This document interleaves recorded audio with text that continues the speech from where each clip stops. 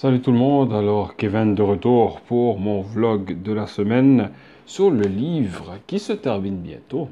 C'est l'avant-dernier chapitre du livre J'ai tout essayé d'Isabelle Filiosa. Alors, le chapitre que je ferai, l'avant-dernier chapitre de ce livre, qui est le 11e, s'appelle Les disputes entre les enfants.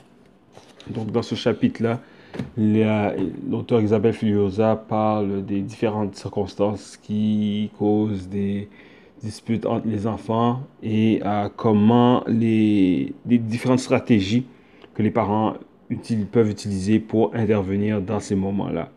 Donc, une citation qui m'a vraiment touché par rapport à ce chapitre-là se trouve à la page 192.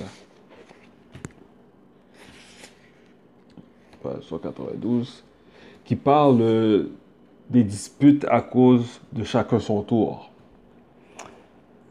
Ok, alors... Ok.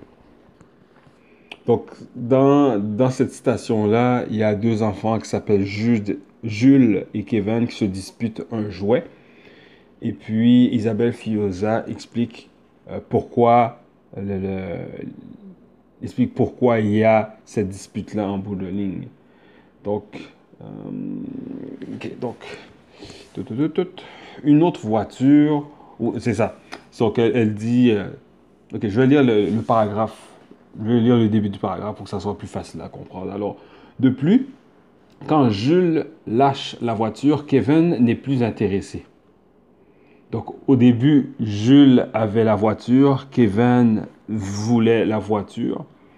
Et puis, une fois que Kevin enlève la voiture ou le jouet ou peu importe, une fois que que Kevin se retrouve avec ce jouet-là, il n'est plus intéressé. Donc, c'est à partir de là que Isabelle poursuit son explication. Maintenant, il veut le seau que Jules tient. Donc, Jules lui a laissé la voiture pour prendre un seau à la place et puis Jules n'est même pas intéressé. Non, Kevin n'est même pas intéressé par la voiture que Jules avait avant. Maintenant, il est intéressé par le seau que Jules a présentement dans sa main. Une autre voiture ou un autre seau, même identiques, ne résoudront pas le problème car, en réalité, c'est le geste plus que l'objet qui intéresse Kevin. En effet, les systèmes cérébraux d'imitation sont particulièrement actifs dans la petite enfance. C'est grâce à eux qu'il apprend. Grâce à ces grands neurones, appelés neurones miroirs, parce qu'ils s'activent de la même façon quand vous faites un geste ou regardez autrui faire ce geste. Quand il voit son frère agir, les neurones miroirs de Kevin sont fortement sollicités. Tout son corps est bandé vers le mimétisme. Il ne se dit pas « j'ai envie de prendre la place de mon frère », c'est son corps qui le porte vers l'objet qu'utilise ce dernier. Donc, ça, c'est la situation qu'elle appelle le mimérisme ou le système d'imitation que les enfants ont, qui fait que lorsqu'un enfant a un jouet ou fait une action, les autres enfants aux alentours veulent faire la même chose. Ils ne sont pas intéressés au jouet en tant que tel. C'est plus le cerveau et toutes les cellules du cerveau qui amènent le phénomène de mimérisme, les neurones miroirs pour faire le même geste de façon à pouvoir apprendre.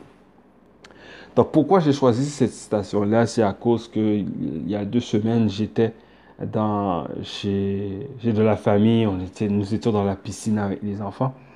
Et puis, j'étais en train de jouer avec ma fille dans la piscine. Elle était sur mes épaules et puis nous étions en train de faire des folies.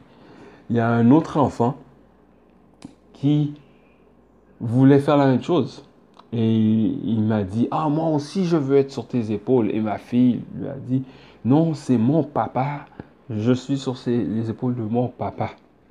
Donc, la façon que j'ai réagi, j'ai dit, regarde, ma fille sera sur mes épaules pendant X temps. Après ce temps-là, ça sera à ton tour. Et c'est la façon que j'ai pu gérer la situation pour éviter que ça escalade pour qu'il y ait une chicane ou une dispute entre ma fille et un enfant de l'ami de la famille pour pour jouer sur mes épaules. Alors, c'est tout simplement une situation qui explique la situation de mimérisme, les neurones miroirs de l'enfant qui était la fille le garçon de l'ami de la famille, qui voulait faire la même chose que ma fille, qui, elle, était sur mes épaules, qui était en train de jouer.